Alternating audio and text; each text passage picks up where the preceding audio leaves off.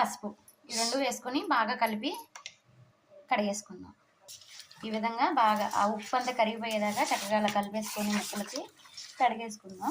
లాస్ట్లో కొంచెం నిమ్మకాయ 2 చుక్కలు పిండుకుంటే మనకు నీసు వాసన అనేది రాకుండా ఉంటుంది.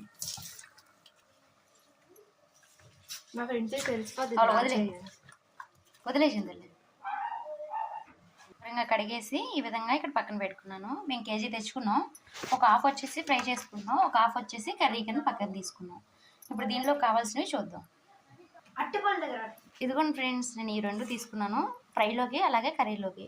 ఒక 5 పచ్చిమిర్చి, వెల్లుల్లిపాయలు, అలాగే అల్లం, కొత్తిమీర, పుదీనా ఈ విధంగా తీసుకొని శుభ్రంగా కడిగి పక్కన పెట్టుకుందాం.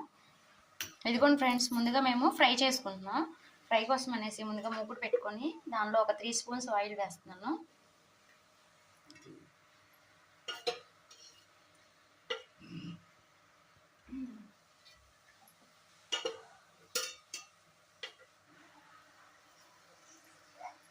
ఈ ఆయిల్ కొంచెం హీట్ అవ్వగానే దీనిలో చికెన్ వేసేసుకుందాం.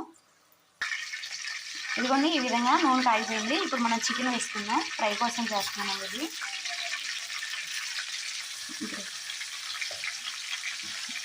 కడిగి పక్కన పెట్టుకున్న చికెన్ అంతా దీనిలో వేసి మంట సిమ్లో పెట్టుకొని ఫ్రై చేసుకుందాం.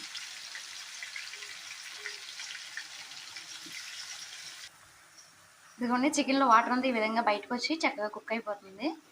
దీనిలో మనం కట్ చేసుకున్న పచ్చిమిర్చి వేసుకుందాం. ఇది ఇలా ఉడుకుతున్నప్పుడే ఒక స్పూన్ సాల్ట్ వేస్తున్నాను.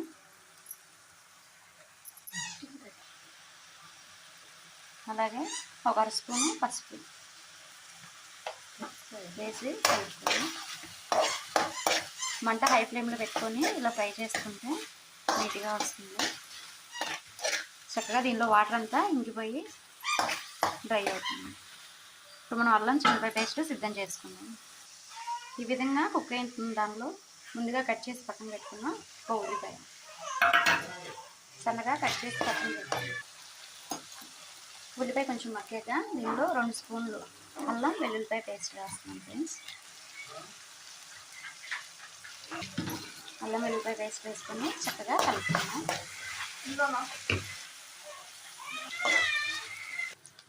ఇదిగోండి ఫ్రెండ్స్, చక్కగా ఈ విధంగా మనకి దీనిలో వాటర్ అంతా బయటకు వచ్చేసి ముక్క చక్కగా ఉడికిపోయింది, అలాగే ఫ్రై కూడా అయింది.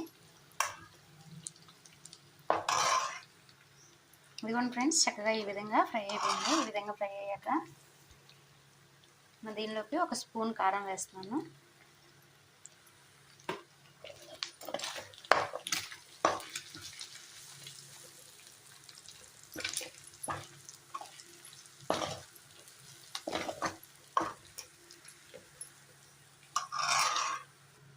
ఒక స్పూన్ గరం మసాలా పౌడర్ వేసి స్టవ్ ఆఫ్ చేసుకుందాం. ముందుగా కట్ చేసి పక్కన పెట్టుకున్న కొత్తిమీర వేసి చక్కగా కలిపేసుకుందాం. ఇంతే ఫ్రెండ్స్, ఎంతో రుచికరమైన చికెన్ ఫ్రై రెడీ అయిపోయింది. రసంలోకి కానీ సాంబార్లోకి కానీ చాలా టేస్ట్గా ఉంటుంది. ఈ వీడియో మీకు నచ్చినట్లయితే మా వీడియోని లైక్ చేయండి. కొత్తగా మా ఛానల్ని చూసినట్లయితే సబ్స్క్రైబ్ చేయండి. Thank you to all.